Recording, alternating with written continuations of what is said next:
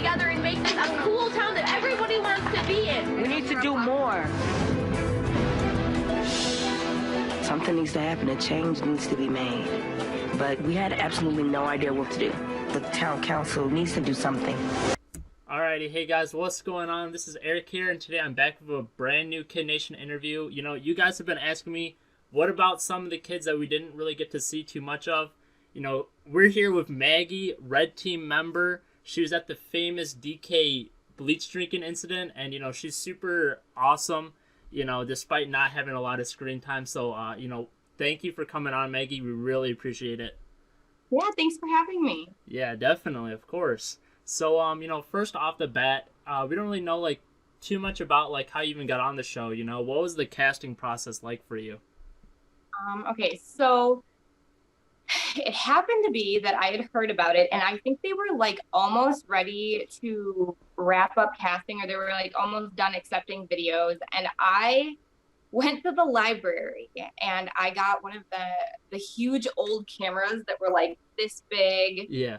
And had like the big VHSs and everything in it, and I set it up and I made this video about how I like to make things and be super creative, and there had been like a Craigslist ad that had posted that they were looking for people who were like stood out or were different or like were goth, and at that point in my life I was like super into like the punk rock thing and that kind of style, and so I was like, oh, I fit that, and so I really worked that angle. And then I sent it in, and within like a really short time, I got contacted saying, hey, we really liked your video. We want to fly you out to Los Angeles for more casting. And so my mom and I flew out there, and we stayed at a hotel, and there was like, you know, I mean, there's just hundreds and hundreds of kids there. And I remember I got to meet D. Snyder, I think was his name, his daughter Cheyenne, which is like in a rock band, you know, something. Yeah. That was kind of cool. Anyway, so fast forward a bit, they ended up contacting me back and saying that, you know, after days of going through like intensive interviews and that kind of stuff, that they wanted me to be on the show, and it kind of progressed from there. That's awesome. So you literally found this show through a Craigslist ad, is what you're saying? Yeah, I mean, I had a family member of mine had told me that they like had seen this ad and sent it over, and I just kind of went for it. I don't know. And that's crazy. Yeah, that's cool though. I mean, I'm glad. You know, I might have been a little bit sketched out, but I mean, the fact that it just turned out to be this actual TV show and everything, you know, that's awesome. You know, they called it the Manhattan Project, is what it was originally called. Right. Okay. And that's what like, because we weren't allowed to talk about it to anybody or anything like that. And so all of the emails that we got and all of like the letters and stuff was labeled the Manhattan Project instead of, like, you know, but we didn't know it was going to be called Kid Nation or anything. Interesting. So when you like applied and like did all your process, when did you actually know, you know, like the premise of the show? You know, it was throughout like the casting process. There was a woman named Rebecca that we mainly contact. Like there was like 3 main producers that we were in contact with, and they would kind of, you know, explained what we would be doing and what it was all about, and if that was something that we were interested in. And you know, I mean, by the time I flew out to like the Santa Fe and all of that, or Santa Monica, sorry. When we went out to Santa Monica and stayed at the hotel, you know, I mean, they asked all sorts of questions about, like, you know, what we would do in these situations and how we would be able to add, and how we would be, you know, a member of the society, and what we would do to help grow and that kind of stuff. And so, I mean, I guess it was kind of explained, but it wasn't totally, I guess I didn't know we were going to be going out to like New Mexico, to the desert, until, you know, closer to the time of when we actually found out, you know, who was a part of it and stuff. Oh, wow. Okay. So, did you end up like meeting like Tom Foreman and Jonathan Karsh like before you actually? Okay. We met the main people. So the last part of the process when we were in California doing the interviews, I think the last set of interviews that I did were with like Tom Foreman and stuff. They were in that room. Okay. When, yeah, because I think they were probably, the final decision. So for the casting part and wanting to meet the final kind of people to pick from. Gotcha. What was he like, if you like remember it all? I just kind of remember him being like, like somebody, like a stereotypical business guy, like a TV guy that, Sure. and so like I was like 14 and probably slightly intimidated by it all. Definitely. But yeah. So, after the show aired, like, were you ever bothered by the fact that you didn't really get too much screen time? I mean, I don't know if bothered would really be the word. I guess like when I was like 14, any little instance on the show, I was like, hey, there I am, I don't know. Yeah. I guess that I was slightly surprised that, that I wasn't on there more, but I don't know. I guess I was never really bothered that much. Sure. So did you have any moments that you were surprised got cut? Yeah, I guess I did. Like, I mean, there was some of the moments, I'm surprised that they didn't focus on more, I guess. Like there was a part where I made a speech. Right. And that was like huge in the moment. And they showed just a very short clip of it, which in reality, it was like, I was up there for quite a while talking, and there was so much more to it. And then there was like another point where like they showed a snippet of me being dragged into the streets in a sleeping bag. Okay, by Greg, right? Yeah, and I mean, there's things that they could have really blown up more or focused on more, just fun things like that. Yeah, but I guess I don't know. Gotcha. So what actually were you talking about when the speech was going on? So I think that at that point I was just really, things were kind of just getting really crazy around the town, and there was just so much convoluted stuff going on, and I got to the point where I was like, something's gonna be done, and this shit has to quit. And right. I got up there and I made a speech, about how we gotta all, we're out in this town and all we have is each other. And there's no point to spend, every waking out, of our time fighting or, doing unproductive things when we could all get along and do the right things and be really productive and make an awesome society. There was so much there that we could do that we weren't doing. And so I guess I just kind of like stood up and tried to make a point to everybody. And, everybody really came together at that point. And I think that people really liked what I talked about, and I got my point across. Yeah, for sure. So on the other, note of, getting dragged out of the bunk with your, when you're still in your sleeping bag, that was by Greg. And, Greg, I feel like everyone has some, amount of interactions with Greg. I mean, what was your relationship like with Greg? I don't know. I thought it was great. I mean, that's just me. I think that he was closer to my age. I was 14, so I was one of the older members. And I mean, obviously he had his moments with, being, how he was portrayed, but I think it was really over dramatized. Sure. I never had any issues with him. I thought he was great. And I know there was one moment where there was like some big fight going on or arguing, and he was inside the house, and I was like, if you could see, I was in the window standing next to him, like trying to be like, hey dude, calm down. Right. Like this, and I don't know. So him dragging me on the sleeping bag was not anything, like he wasn't being a jerk or anything. He was just messing around. It was just having fun. Okay, gotcha. Yeah, that is pretty insightful. I think you're the first person who's had mostly unproblematic experiences with Greg since we've been doing these interviews. So that's a good light for sure. So after the show ended, there were like a few reunions that went on. Did you hear about or like attend any of the Kid Nation like cast member reunions? Yeah, I mean, I think I was like invited to them, but it was, I don't know, I think I was at a point where I was either, doing stuff I was busy with. When I was younger, I was doing all sorts of like, theater camps and all sorts of things like that. And to fly across the United States to go meet up with them. I mean, I think I wanted to, but it just ended up not working out on our end. Yeah, sure. That makes a lot of sense. So speaking of, after the show ended, would you get recognized at school or in public places, following your appearance on the show? Yeah, definitely. So when I was done with the show, I did two interviews. One with the Star Tribune, Wow. which is like the big one in Minnesota, and then I did one with the Echo Press, which is our local newspaper. And so after those came out, that's when I really kind of like started having people be like, "Hey, you're that girl, right?" And then Yeah.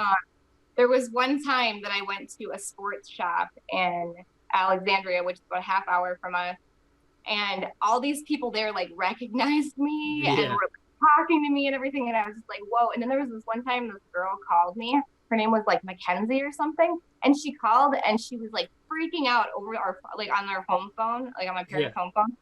And she was like with a bunch of other people, and then she like says, "Oh my gosh, it's almost like you're real." And I thought it was the funniest thing because I was like, Yeah. uh, Right. I Like I'm real. right, right, Definitely. So, yeah. I know some characters on the show, like after they appeared, for instance, like I think Jimmy cut his hair a lot, same with Michael, just so they wouldn't be recognized in public. Would you change? Because you had a pretty recognizable goth girl, appearance for sure. I mean, did you still keep up with the goth vibe after the show ended, or do you not like mind when people would recognize you? Well, I think being 14, I was like all about like, hey, yeah, that was me. But Yeah. 15 minutes of fame type thing. But uh I guess, I mean, it must have been only maybe like another year or so that I kind of kept up that that look, because I think then I started, actually growing a little bit older and kind of finding a different style. Um, but yeah, no, I mean, I didn't mind being recognized or anything like that. Okay. Yeah. I mean, if I were 14, I'd suck it up definitely. So, Yeah. who are your like closest friends in Bonanza? Um, oh, well, I got along really well with Maddie. She was in my bunk, and DK and Jasmine, and I mean, I got along with pretty much everybody, and Laura was great. Everyone was really great there. Got it. More of the people that were my age group. I mean, I think we all kind of hung out of like, like the older kids kind of all got along really well, or at Right. least most of us. So on that same point, would there be like younger kids that you almost like never talk to, like Colton or Alex, for instance? Well, Alex was just like this little brilliant kid. I mean, he was Yeah. just kind of almost fun to watch because he was just like mind blowing, right? For Uh being huh. how young he was and how smart he is. Yeah. Super cute too. But I mean, I don't know. I guess like being 14, like sometimes like little kids would annoy us or something, or annoy me a little bit, but not a whole lot, just because um, I think when they film or when they casted the show, uh, even the kids who were like 10, 9 and 10 years old, they were way more adult like, or that their mindsets and how they thought and how they talked were way more advanced than a lot of younger kids. Sure. And so I think that it was easier to get along with younger kids there. And being an older kid, I almost feel like there's some sort of kind of thing there that you almost feel like you should protect the younger ones or watch out for the younger ones, no matter who it was, you Yeah. know? Okay. On that note, there's actually a picture of like like a Canadian set photo where it's you, Jasmine, and Mike. Were you like pretty close with Mike, or like how are your interactions with Mike? Hey, Jasmine and Mike, really. I don't know if I've seen that one. Oh, I'll Um, I'll have to send it to you. yeah, he will. Mike was all right. I don't know. I guess like he was a little bit younger than me, I think, Yeah. and I don't know, he had very strong opinions. Yeah. And I'm like a pretty easygoing, laid back person. And I don't know, I remember he'd get kind of upset and worked up over some things. And so I was just kind of like, eh. I mean, I didn't like not get along with him. Yeah, sure. Gotcha. So on the same note of like Mike and stuff, I mean, Red Team is kind of iconic in the sense that they've had three different leaders, Mike, Guylan, and DK. How do you feel like each of them did as leaders? And if you had to pick like best leader, who would that be? DK all the way. I mean, DK was Okay. really great. Just a really incredible person. And I got along with him really well. I mean, Guylan and Mike, they're younger, and I feel like, with age comes that ability to have the responsibility more too, Sure. and to be able to diversely look at things a little bit different. I mean, Guylan was a good kid too, though. So I don't know. Yeah. I definitely, though, in my opinion, PK. Gotcha. Given the fact that you're a bit of an older kid as well, I mean, did you ever consider running for council? Yeah, I think I did. If I remember correctly. I remember kind of thinking that would be cool to do that, but yeah, I don't know. I think it would have been cool, and I think I thought about it, but I don't remember why or what happened. I think that there was so much. I think that the producers had quite a bit of ability to focus on certain things. Mm-hmm. And so I think I kind of just stayed off the grid that way. Gotcha. Because you sort of felt like the producers didn't want to have you be the focus, is what you're saying?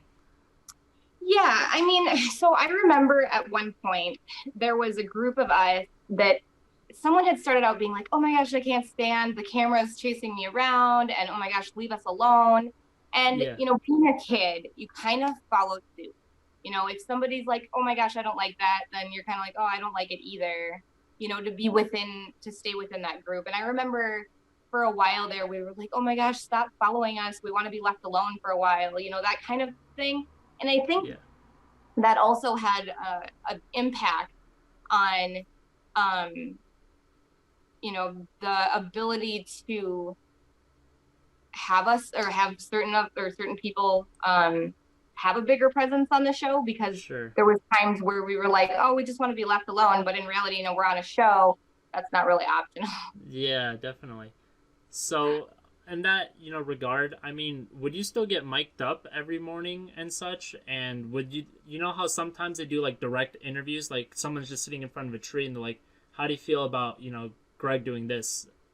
Sort of these side moments. Would you get both of those? Oh yeah, yep. We got mic'd up every morning, like super early in the morning. And then for interviews, I think there was like certain days, a lot of times where they would do all these interviews and they would take us and do one after the other. Same for like photos and stuff. I remember being taken aside to do like the photo shoots and that kind of stuff. Okay, so the photos that we see of like all the pioneers, like their portraits, that's all taken on set during when the show was occurring. Yeah, it wasn't on set necessarily. It was so the ghost town place that we filmed. We bused, to like all of the showdowns. We took a little bus down wherever, and same for like when we did the interviews. They took us down a path to another location. Yeah. And so those pictures and all of that stuff they were all taken like right down the road, kind of. Gotcha. A pretty iconic Red Team member that's always, sort of stood out to me is Jared. Do you have any sort of recollections or experiences in particular with Jared? Oh, I'm sure I do. I don't know. He was a character, that's for sure. He was pretty funny. Yeah. I don't know. I think because I was older, I kind of just took everything he said with a grain of salt because, like, I was kind of just like, okay, yeah, I don't Right. know. I gotcha. He's pretty funny though. Definitely. This is something we ask all the cast members who come on the show. In the first episode, he says he has the worst day in 3 years. We saying it to Mike at like the dinner table. Do you have any idea what happened to Jared 3 years ago? Oh man, if I did, I don't remember anymore. Oh, I don't. I yeah, don't no know. sweat. It'd be fun to find out though. Exactly. Do you ever feel like there's ever a moment or a time where you might have warranted receiving a gold star? Oh man, I don't know. I remember there was like some sort of thing, like actually at the end, like my mom was talking to me about it. But I think that like I think as far as for like picking the gold stars, and I could be wrong on this, but this was what I understood is that they couldn't just necessarily pick anybody. Right. There was kind of like there was talk at the end of I think that I was brought up about getting one, and it wasn't really even a possibility because the producers I think kind of follow a specific few and have the footage for like specific people to be able to have it fit in. And so I don't know. I mean, I think we all should deserve gold stars. Yeah, I mean, going through that for 40 days, I mean, why not? Right? Right. So when Guylan was leader, he makes a trade that's pretty controversial, in terms of like team members. So Emily gets traded away, and Nathan gets traded into the red team. I know people on the red team were pretty negative towards receiving Nathan on the team. We don't really see you or your reactions to that. Do you remember about that at all? I don't know. I think I was irritated about it too because I mean, girls are better than boys. Yes. So overall, you had a pretty good relationship with Emily. Yeah, I mean, okay. she was much younger than I was. I think I don't know. All of the younger kids somewhat irritated me at some point, but except for like, I don't know. Jasmine was younger. She didn't irritate me. She was super awesome. But, yeah, that's good. Do you feel like you learned like maybe any useful skills while on the show? Yeah, definitely. I mean, I think that I don't know. I think I developed a huge point of independence because when you're 14 and you're filming the show and you can't talk to your parents and you're out in the desert, you really have no choice but to have some sort of growth happen. And I felt that the independence really came from that because I did it by myself. I did it alone without my parents, without somebody looking after me. And I got to make these decisions and learn about a society, which I mean, it wasn't a huge thing, but I mean, we did a lot, and we made we conquered a lot of hurdles, and we did a lot of things together, and we've developed bonds, and that experience is something I'll never forget. Yeah, definitely. So in episode 3, there's like a massive dust storm. Like it's some of the kids think it's a twister coming. What was that like? And did the producers really do anything to help you guys, or were you guys really just fending for yourselves there? It like happened so quick. So like that's the thing about New Mexico is it was like snowing one day and like 100 degrees the next. So the weather was like super unpredictable for us. I mean, like they had to like give us like I don't know, it was like 100 degree below or whatever sleeping bags to sleep in because it was such crazy weather. I know that when that dust storm came, it was just like it happened all of a sudden, and we were like, get inside, and so we all went into our bunks, and I mean, it even came through, and like there was just dust everywhere. But I was excited about it because that's kind of super fun for me. Right. Yeah, that is kind of ironic how we're talking about it now. There's like a dust storm going on like right now in the U.S. It's kind of ironic in a sense, maybe. But you mentioned that you guys actually got like sleeping bags. That wasn't like immediately, right? Like you guys slept on these little thin like I don't even know what to call it. They look like rugs. You know, when do you remember when you guys got those nice sleeping bags? Yeah, I think it was like it was supposed to be cold, get down really cold weather, and I mean, they couldn't have like 40 kids probably freeze to death. So Yeah. they were ruin the show real quick. So they gave us these sleeping bags, but then that were like this really metallic-y looking, like I don't know, they look like a giant caterpillar. But then like they switched them out like a day later with these other ones, and I still have mine. Oh wow. But that were like super warm and cozy, which was really nice compared That to is sleeping good. I know. before. I'm glad you guys got that. Me too. DK says that you and Jasmine were actually there with him for the Bleach incident. Yeah. Do you do you remember that at all? I do. That was pretty crazy. So we were all there and we were gonna do these like soda shot things where you like drop a little shot glass in and then drink it real quick. Sure. And I think everything was like all the shot bottles were like, in little bottles with the tops on them. And there was like one that was unlabeled and we were pouring up shots and I had one and I remember like dropping mine in and then like, everyone else, like all these other kids were just like, balls to the walls and just like chugging them. Yeah. And I'm like, oh, it's like soda has bubbles and I don't like how I feel, Right, so I'm right. like Yeah. super slow about it, right? Just Sure. trying to act like I was all tough, right? Mhm. But anyway, I like took a littlest sip and it was like it didn't smell right, didn't taste right. I was like, I think this is bleach, this is not okay. And Yeah. he drank it, like DK had like drank like the whole thing or something, and it was just like, oh Yeah. my god. And then I remember like after like they took him away and like went and like had a medic checking over him and stuff for a while, and I just remember like getting all conspiracy theorist on everybody and being like, are they trying to kill us? Like, is this a part of the plot? Yeah. Yeah, big spin on the show. Kids killed by bleach. Right. Yeah. Yeah, no, that was pretty crazy. That is nuts. So, did you require any sort of attention to that, or they try and give you any medical attention, or you just spit it out and fine? No, I don't even remember. I think that they like asked me if I like how much I ingested or something. And I was like, I don't know, not much, like not like any. And so I think they told me that like, I remember like they gave me like a sandwich, or something, Yeah. and said if I like had any stomach issues to let them know. But I mean, it wasn't anything like, yeah, there was no, I didn't ingest enough for there to be any problem. Gotcha.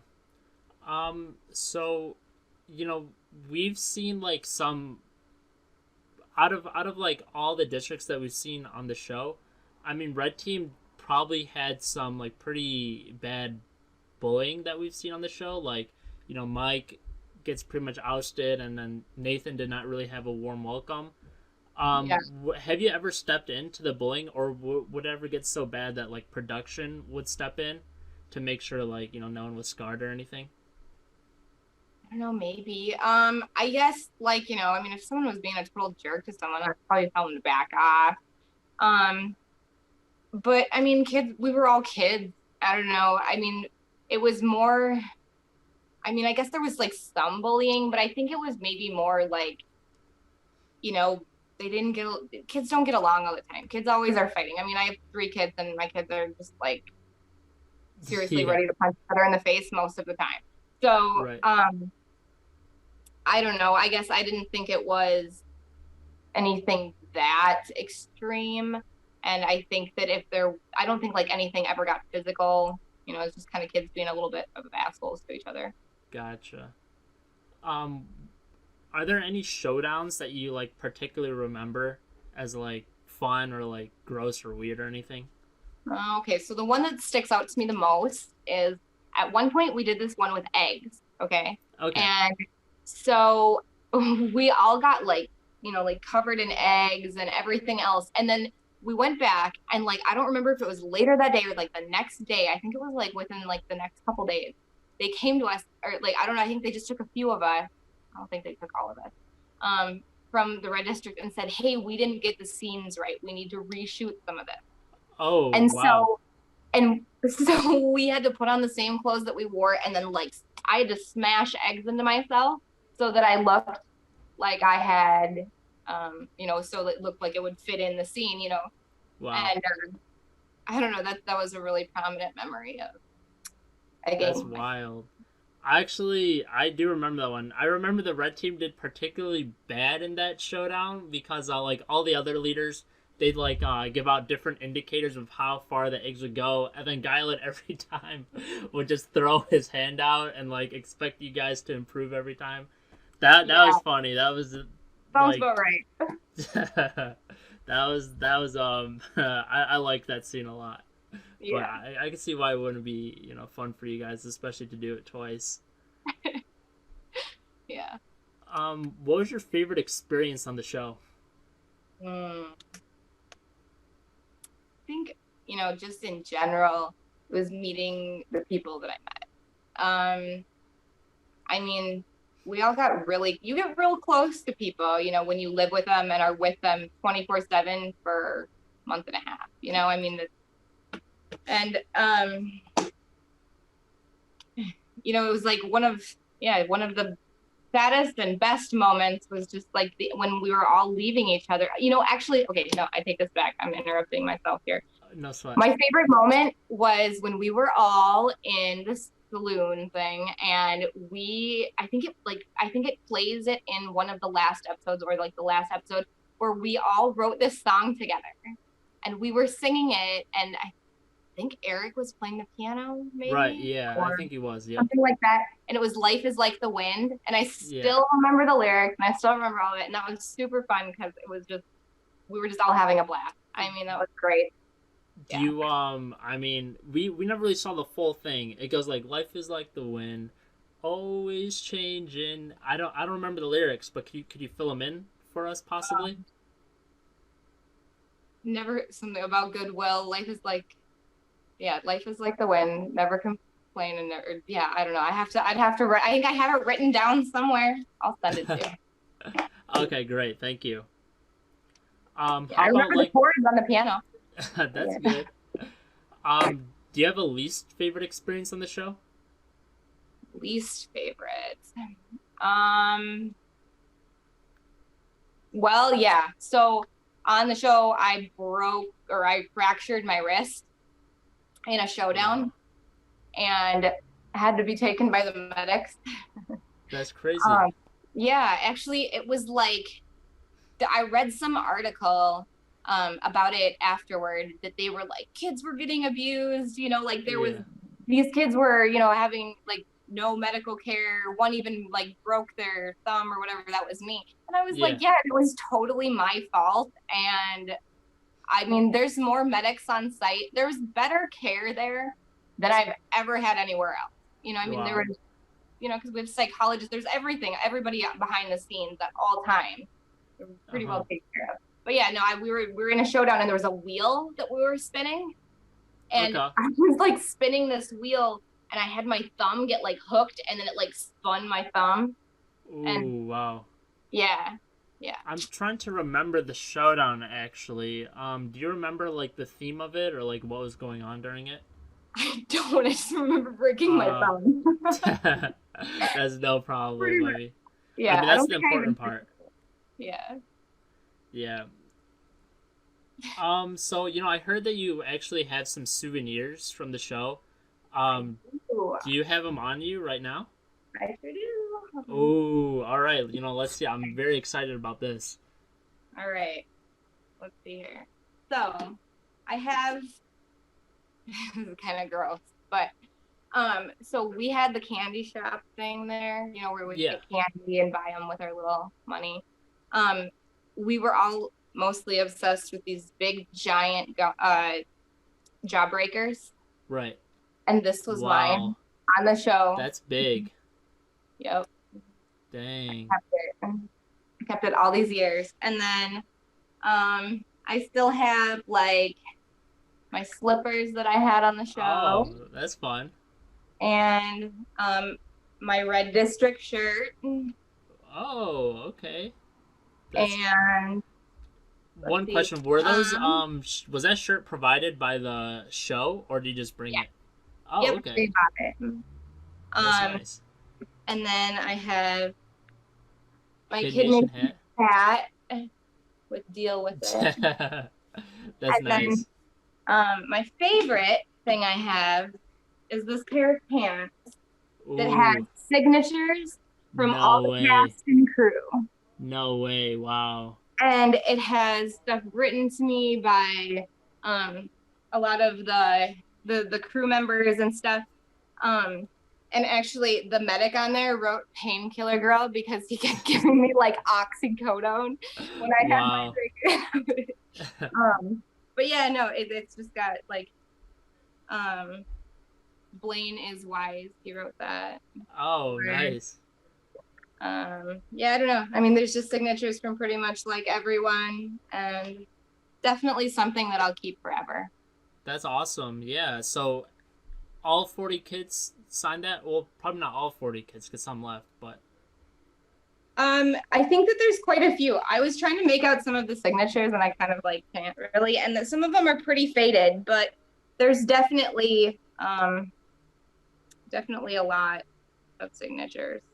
Like Sophie, you can see Sophie's really well. yeah, that is really nice. Yeah, a lot of drawings and doodles on it and everything. Yeah, It's really cool. Definitely. So, on that note, like, what have you been up to these days?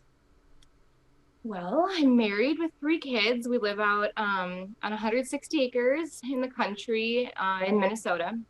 Okay. And I'm in school. I'm in college full time, which takes up a lot of my time. And then I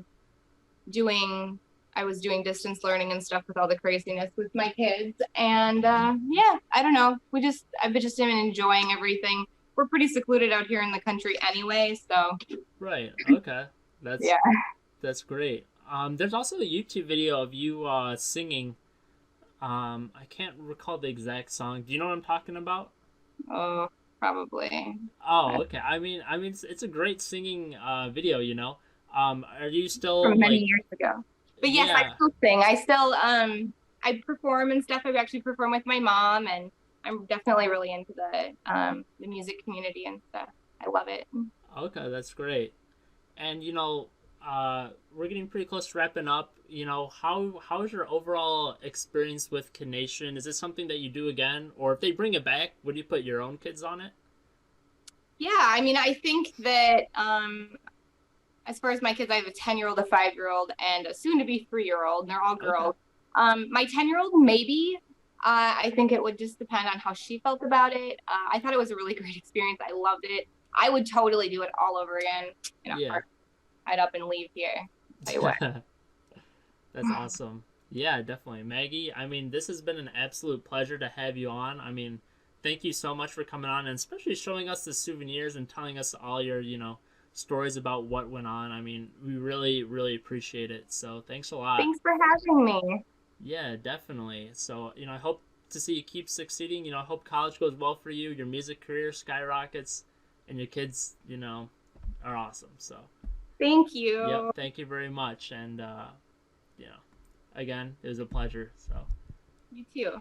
Yep, take care. Yep, bye-bye.